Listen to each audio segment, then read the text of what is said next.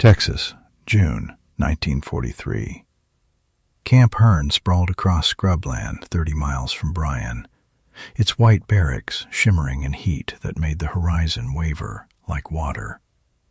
300 German POWs stood in formation outside the mess hall, captured in North Africa weeks earlier, transported across an ocean to an enemy land they had been taught was starving and desperate. Corporal Friedrich Weber expected thin soup and moldy bread, the same rations rumored to await all prisoners. When the doors opened and American guards served plates piled with fried chicken, mashed potatoes, green beans, fresh bread, and apple pie, Friedrich thought, "This must be a trick. They are fattening us before something terrible happens." Friedrich Weber was 24, a mechanic from Cologne who had been conscripted in 1941. He served with Rommel's Africa Corps, maintaining vehicles in the Libyan desert, surviving sandstorms and supply shortages, and the slow realization that the war was not going as promised before deployment. During training, the officers had told them about American POW camps. "The Americans are weak and disorganized," they said. "Their country is collapsing from within. They cannot feed their own people, much less prisoners. Expect hunger. Expect harsh treatment. Expect cruelty masquerading as military necessity." Friedrich believed this, partly because he had no alternative information, partly because believing made captivity less frightening. If Americans were as desperate as Germans, then POW camps would be bearable.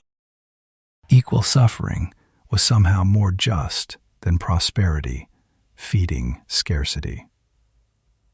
The capture happened in May 1943, during the Allied push that would end the North African campaign. Friedrich's unit was cut off, surrounded, and given the fight to pointless death or surrender. Most chose surrender. The British processed them first at temporary camps outside Tunis. Conditions were austere, minimal food, crowded tents, constant dust, but no cruelty, no starvation. Just efficient military bureaucracy sorting thousands of prisoners. Then came the announcement. They were being transported to the United States. America. The word carried mythic weight. The enemy homeland, across an ocean impossibly far from home. On the ship crossing the Atlantic, Friedrich and his fellow prisoners speculated endlessly about what awaited them. Some hoped for lenient treatment. Most expected the worst. All agreed that American propaganda about abundance was lies designed to demoralize them. The train from New York to Texas took 4 days. Through the barred windows, Friedrich watched America unfold. Cities that dwarfed German towns, farms extending beyond sight, cattle and herds that seemed impossible, buildings undamaged by bombing, people who looked well-fed and unafraid. Hans Dietrich, a former teacher from Bavaria, sat beside Friedrich throughout the journey. He kept a small notebook where he documented observations. Day 2 passed through something called Pennsylvania. No bomb damage visible. Farms appear productive. Rural poverty may exist, but not evident from train. Day 3. Children playing baseball near trucks. They looked healthy, either very good propaganda or Americans truly have adequate food supplies. Day 4. Arriving in Texas. Landscape unlike anything in Germany. Flat, hot, endless guards refer to it casually, as if this vastness is unremarkable. When they finally arrived at Camp Hearn, exhausted and disoriented, the reality was simultaneously underwhelming and strange. The camp looked like what a newly constructed barracks, guard towers, fences, military standard, and impersonal. But something felt different. The guard seemed relaxed. No visible aggression, no overt hostility. Just men doing a job, following procedures, treating prisoners like logistical problems rather than mortal enemies. A sergeant addressed them through an interpreter, explaining camp rules. Morning roll call, work assignments, evening return, lights out, 2,200 hours. Then 3 meals daily, medical care available, letters home permitted through Red Cross, recreation time, educational programs. Friedrich listened skeptically. This sounded too reasonable. Where was the punishment? Where was the revenge for years of German victories? The prisoners were marched to the mess hall, a long building that smelled of cooking meat and something sweet Friedrich couldn't identify. They entered hesitantly, expecting some revelation of the promised hardship. Instead, they found tables set with metal trays, cups, utensils, American soldiers and civilian staff operating a serving line with assembly line efficiency. No ceremony, no explanation. Just take a tray, move through the line, sit down, eat. Friedrich took his tray, moved forward. The first server placed 2 pieces of fried chicken on his plate. The second added a mound of mashed potatoes with gravy. The third spooned green beans. The fourth gave him 2 slices of white bread with butter. The fifth placed a piece of apple pie on a separate plate. He stared at his tray. This was more food than he had seen on one plate in 6 months. More than most German civilians had seen in years. This could not be real. It had to be theater designed to humiliate them, or a one-time display. Before imposing actual rations, he sat with Dietrich and 4 others. They examined their meals in silence, each processing the cognitive dissonance. "This is propaganda," someone whispered. "In Germany, they show us abundance once, then starve us. This makes the starvation crueler." "Maybe," Dietrich replied. "Or maybe they truly have this much food." "Impossible," Friedrich said. "No country has this much food during war." "But America wasn't bombed," Dietrich observed. "Their farms still function. Their infrastructure is intact. Maybe they actually do have abundance." Friedrich picked up a piece of chicken, bit into it cautiously. The taste was overwhelming. Fat and salt and spices he couldn't name. His stomach, accustomed to limited rations, cramped immediately. He ate slowly, forcing himself to chew thoroughly, remembering stories of starving men who ate too quickly and became violently ill. Around him, other prisoners did the same, eating with careful intensity, not trusting this bounty, but unable to refuse it. Breakfast arrived at 0700 hours. Friedrich woke, expecting the previous night's dinner to be revealed as an anomaly. Instead, the mess hall served scrambled eggs, bacon, toast, coffee, orange juice. Again, the portions were substantial. Again, Friedrich struggled to believe this was sustainable. Wars did not allow such abundance. Soldiers did not eat like this. Prisoners certainly did not eat like this. But day after day, the meals continued. Lunch, sandwiches, soup, fruit.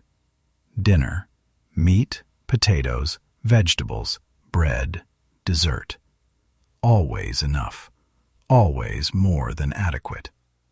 By the end of the first week, Friedrich had to confront an uncomfortable truth. The propaganda had been completely wrong. Americans were not starving. Their country had not collapsed, and they were feeding German prisoners better than German soldiers had eaten in the field. Dietrich articulated what many felt. We have to reconsider everything we were told. If they lied about American poverty, what else was lies?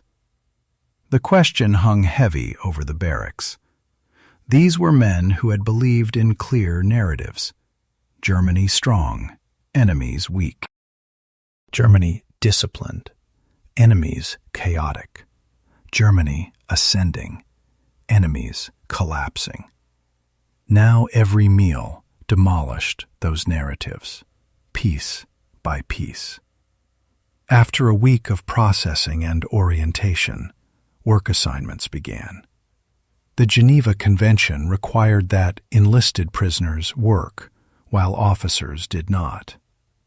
The work had to be non-military, agricultural labor, infrastructure maintenance, factory work unrelated to war production.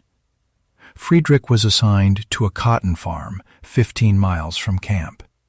Each morning, trucks transported him and 30 other prisoners to the fields, where they worked alongside American civilians, Mexican laborers, and local teenagers too young for military service. The work was hard. Texas heat was punishing. Cotton plants cut hands. The days were long, but they were paid 80 cents per day. In camp scrip, it could be used at the canteen for cigarettes, candy, toiletries, writing supplies. The concept was alien prisoners being paid for work with money that bought real goods. The American foreman, a man named Roy Henderson, treated them like any other workers. He showed them proper techniques, corrected mistakes without hostility, offered water breaks when heat became dangerous. One afternoon, Friedrich asked through a translator, "Why do you pay us?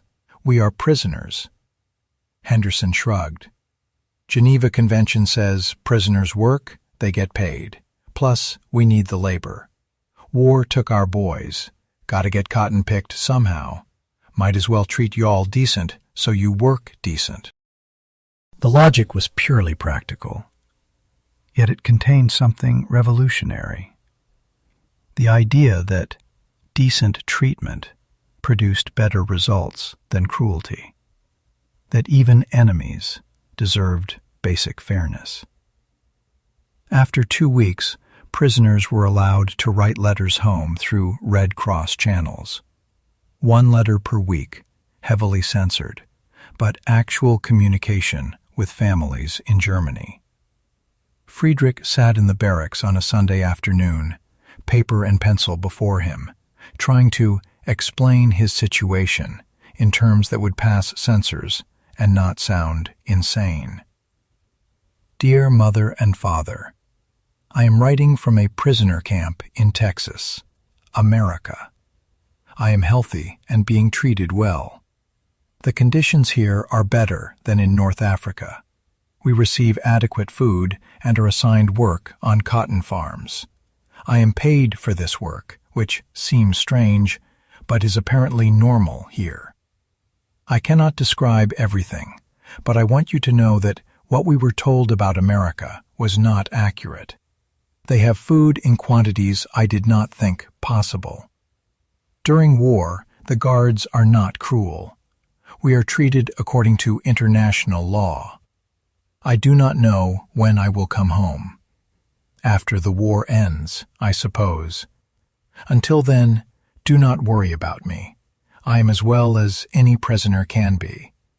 Your son, Friedrich. what he could not write, that every meal felt like cognitive warfare, that abundance was more destabilizing than cruelty would have been, that discovering you've been systematically lied to was worse than physical hardship, that he was beginning to question not just propaganda about America, but everything else the regime had told him. Evening recreation time became a space for processing these experiences. The prisoners gathered in the barracks or outside in the cooler air, smoking cigarettes bought with work script, discussing the strange reality they inhabited. Dietrich, the teacher, often led these conversations. He asked questions that others thought but didn't voice. If they lied about American poverty, were they lying about German victories? If Americans treat prisoners this well, what does that say about our own treatment of prisoners? If abundance exists here while people starve in Germany, whose fault is that? Some prisoners resisted these questions. Werner Brandt, a former bank clerk from Stuttgart, maintained firm belief in German superiority. Despite all evidence, this is temporary. They feed us now to look good for international observers. When the war ends and we've won, things will change. But most men were less certain. The cognitive dissonance was too severe. You could not eat 3 substantial meals daily, work for pay, receive medical care, and write uncensored letters home, while maintaining belief in propaganda about American cruelty and desperation. Friedrich found himself in a middle position, not ready to abandon all previous beliefs, but unable to maintain them unquestioned. He began keeping his own notebook, documenting observations. Week 3. Received medical examination. Camp Dr. Captain Morrison speaks in Germany. He examined my lingering cough from desert dust, prescribed medicine, said to return if it worsens. No charge, no hostility. Week 4. American guard named Corporal Martinez shared cigarettes during work break. We attempted conversation in broken English and gestures. He showed me photographs of his family in a place called New Mexico. Asked about my family. Seemed genuinely interested. Week 5. Sunday recreation included baseball game. American guards played against prisoners. Guards won but celebrated with prisoners afterward. Competition without anger. I do not understand this. In August, the camp administration permitted prisoners to create a newspaper in Germany. Der Sohn gassed the fence. Guest would be written, edited, and printed by prisoners, subject to censorship, but otherwise self-managed. Dietrich became editor.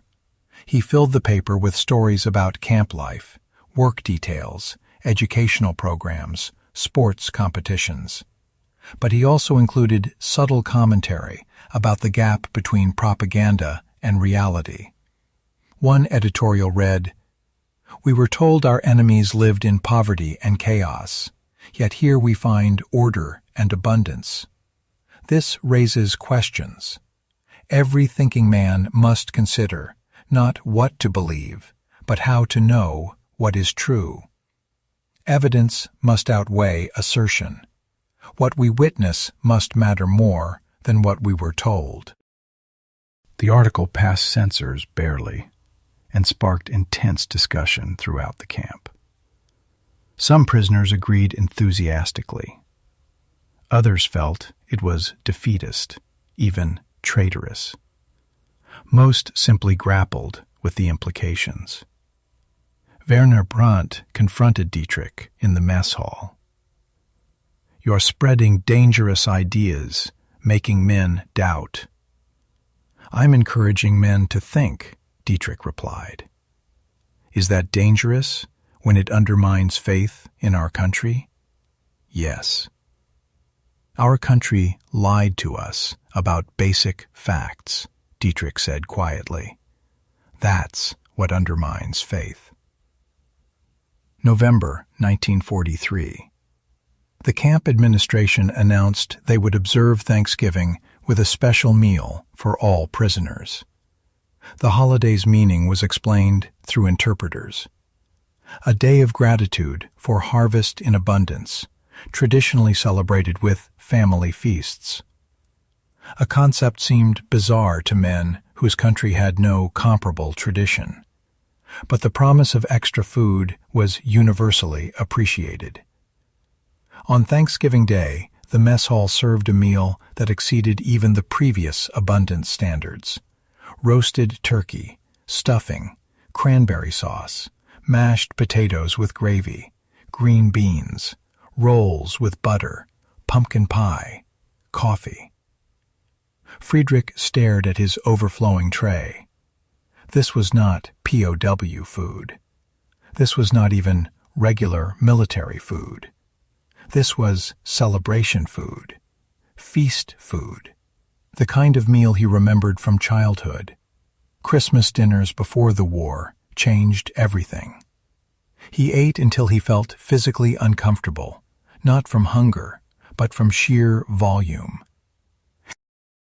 Around him, hundreds of German prisoners did the same, filling themselves with turkey and stuffing, while their families in Germany subsisted on ration cards that bought less each month. The guilt was overwhelming. Friedrich set down his fork, unable to continue. Dietrich noticed, asked what was wrong. "My mother is probably eating potato soup tonight," Friedrich said, "while I eat turkey. How is this just?" "It isn't," Dietrich agreed. "But refusing to eat won't feed your mother. It just wastes food." "That's not the point. The point is that we're the enemy, and we're being fed better than our own families." Dietrich had no response. The injustice was not in American treatment of prisoners. That was surprisingly fair. The injustice was in the system that had prioritized war over feeding its own people, and lied about everyone else starving too. As months passed, the routine became familiar. Work, meals, recreation, letters home. The abundance continued, unwavering. The fair treatment persisted. Slowly, inevitably, beliefs began to change. Friedrich noticed it first in small ways. Men stopped assuming the food would end any day. They began planning for long-term captivity, signing up for English classes and vocational training offered by camp programs. They stopped waiting for rescue and started adapting to reality. Some men, like Warner Brandt, maintained rigid belief in eventual German victory and American weakness. But they were increasingly isolated, their insistence appearing delusional in the face of daily evidence to the contrary. Most prisoners occupied the space. Friedrich did, uncertain about everything, questioning all previous assumptions, trying to rebuild understanding from direct experience rather than propaganda. The letters from home told their own story. Friedrich's mother wrote about food shortages, about rationing becoming more severe, about neighbors disappearing. She wrote carefully, knowing censors would read her words. But the subtext was clear. Germany was not winning. Germany was suffering, and the gap between prisoner abundance and civilian privation was growing wider. In June 1944, news of the Normandy invasion reached the camp through official channels and whispered rumors. The Allies had landed in France. The Western Front had opened. Germany now fought on two fronts against enemies with overwhelming resources. The prisoners reacted with complex emotions. Some maintained hope for German victory, despite mounting evidence against it. Others felt relief that the war might end sooner. A few experienced something like grief. The slow death of everything they had believed about their country has strength and purpose. Friedrich felt mainly exhaustion. He was tired of war, tired of uncertainty, tired of the cognitive dissonance between propaganda and reality. He just wanted the dying to stop, whatever that required. Dietrich wrote an editorial in Der Zongest that captured the mood.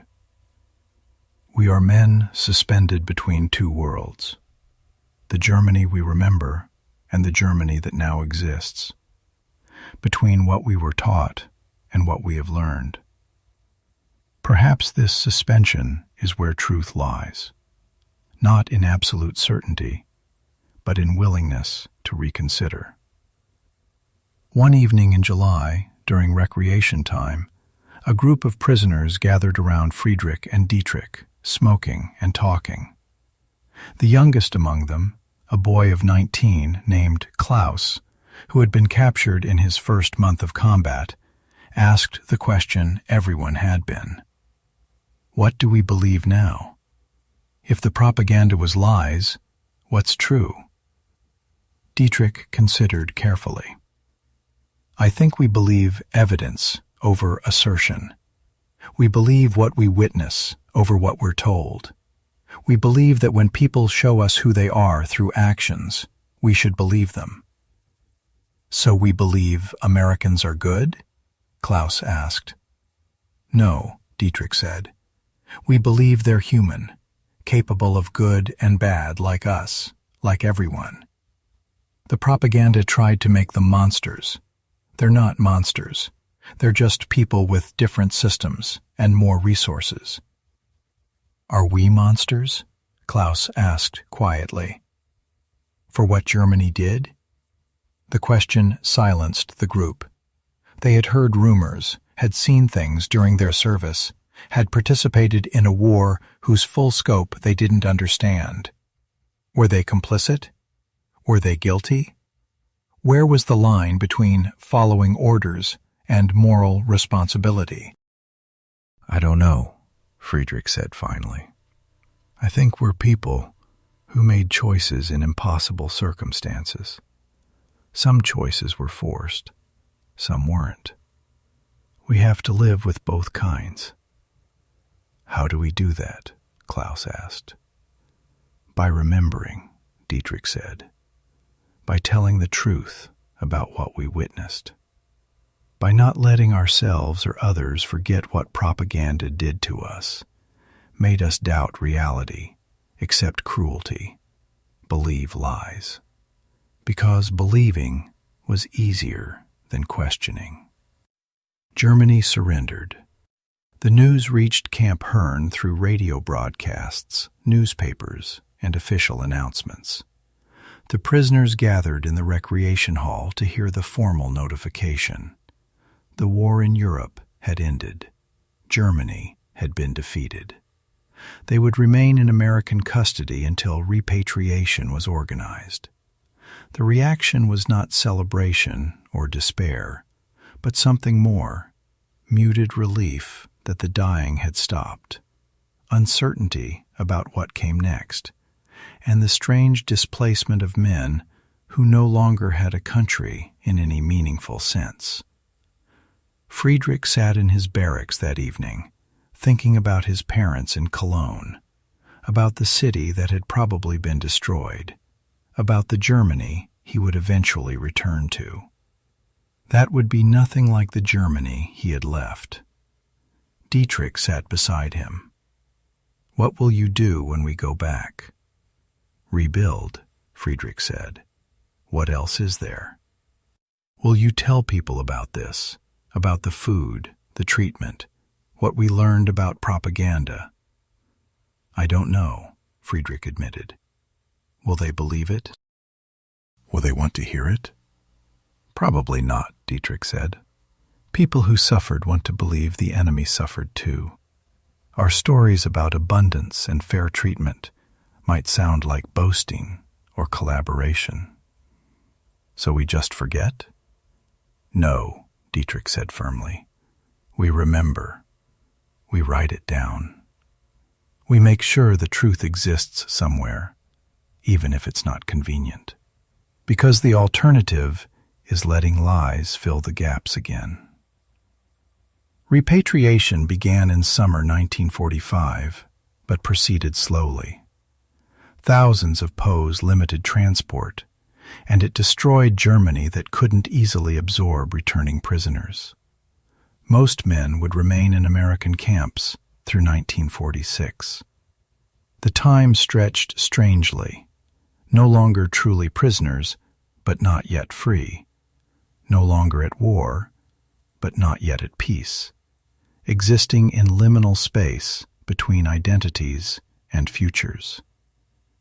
Friedrich continued working the cotton harvest, continued writing letters home, continued processing everything he had witnessed. He had arrived in Texas expecting starvation and cruelty. He had found abundance and fairness. This reversal had undone more than just specific beliefs. It had taught him that certainty itself was dangerous, that propaganda worked by preventing questions, and that the most important skill for surviving troubled times was willingness to revise understanding based on evidence. Friedrich returned to Germany in March 1946. He arrived in Bremen, processed through repatriation centers, and began the journey to Cologne. The city he found was rubble. The home he had grown up in was gone. His parents were alive, but living in 2 rooms of a damaged building, surviving on rations that made Texas prison camp food look like luxury.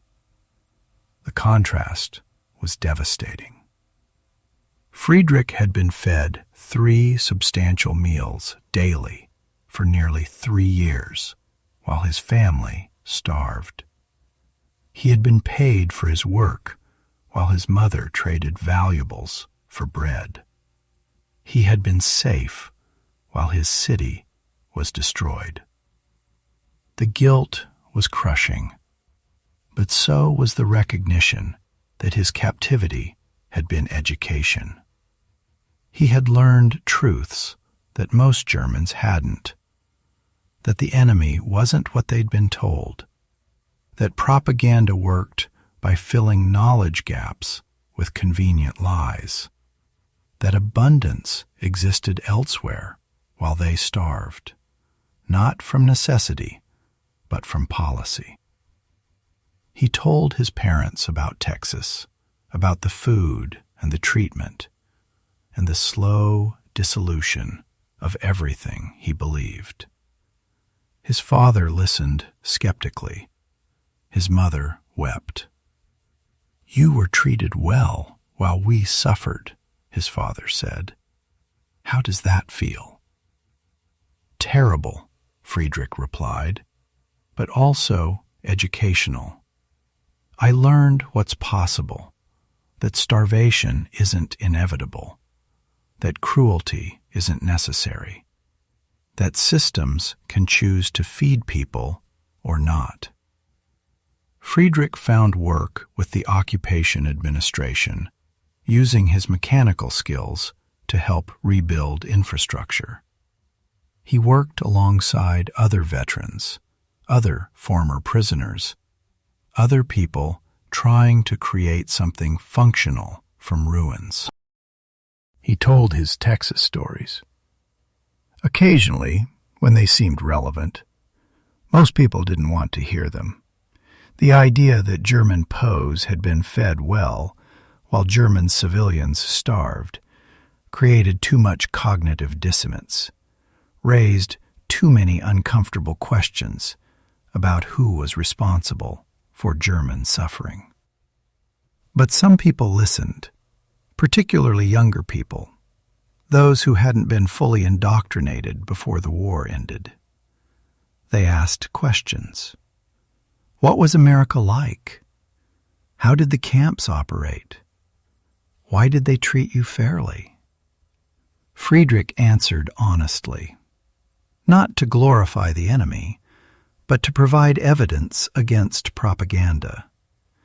Past propaganda that had lied about American weakness, and current propaganda that tried to shift all blame elsewhere. In 1950, Friedrich received a letter from Dietrich, now teaching again in Munich. Dietrich was writing a memoir about the POW experience, wanted Friedrich's permission to include stories they had shared. I believe we have a responsibility, Dietrich wrote, to document not just what we suffered, but what surprised us. The fair treatment we received contradicts both what we were told to expect and what many Germans believe about their enemy. These contradictions are uncomfortable, but important. They teach us about propaganda, about evidence, about the danger of believing convenient lies. Friedrich gave permission, contributed his own written memories. The book was published in 1952, sold modestly, and was largely ignored by a population still processing defeat and devastation. But it existed a record of men who expected starvation and found abundance, who expected cruelty and found fairness, who learned that propaganda's most dangerous work was making people doubt their own observations. In 1983, Friedrich was 64, retired, living in rebuilt Cologne with his wife and visiting grandchildren. A local historian researching POW experiences interviewed him, asking about his time in Texas. What was the most important lesson you learned there? The historian asked. That evidence matters more than assertion, Friedrich replied. I was told Americans were weak and starving. I witnessed them strong and abundant. When reality contradicts propaganda, believe reality. But couldn't American abundance have been propaganda too? Special treatment to manipulate you for 3 years, Friedrich said. Consistent food, fair treatment, paid work, medical care, educational programs. That's not manipulation. That's policy. They chose to treat prisoners decently because their system allowed for it. Our system chose to starve its own people, to feed war. That's the difference. The interview appeared in a local history journal, one small story among thousands about the war and its aftermath. But it captured something essential. That propaganda's defeat came not from counter-propaganda, but from direct experience. That men who crossed an ocean expecting cruelty and found fairness could never again fully trust assertions over evidence. Friedrich died in 1997 at 78. His obituary mentioned his work with Reconstruction Administration, his family, and, briefly, veteran of North African Campaign, POW in United States, 1943 to 1946. His children found his notebooks among his effects, decades of observations about propaganda, about evidence, about the importance of questioning authority and trusting direct experience. They donated them to a historical archive where they joined thousands of other documents testifying to the complexity of war and captivity. The story of German POWs in American camps, expecting starvation, finding abundance, is not about American benevolence exactly. It's about the practical implementation of international law. about resource advantages that allowed fair treatment, about systems that could afford to feed prisoners adequately. But it's also about propaganda's defeat, about men who believe lies until reality disproved them, about the discovery that when assertions conflict with evidence, evidence deserves trust, about learning that the most dangerous beliefs are the ones that prevent questioning. In a mess hall in Texas in June 1943, Friedrich Weber stared at a plate of fried chicken and thought, it must be a trick. By 1946, he knew the truth. The trick had been everything he'd been told before the chicken. The propaganda that shaped his expectations had been the lie. The chicken was simply chicken. That realization, simple, mundane, profound, defined his understanding for the rest of his life. Trust evidence. Question assertions. Remember, the propaganda works by making you doubt reality, and freedom begins when you believe your own observations again.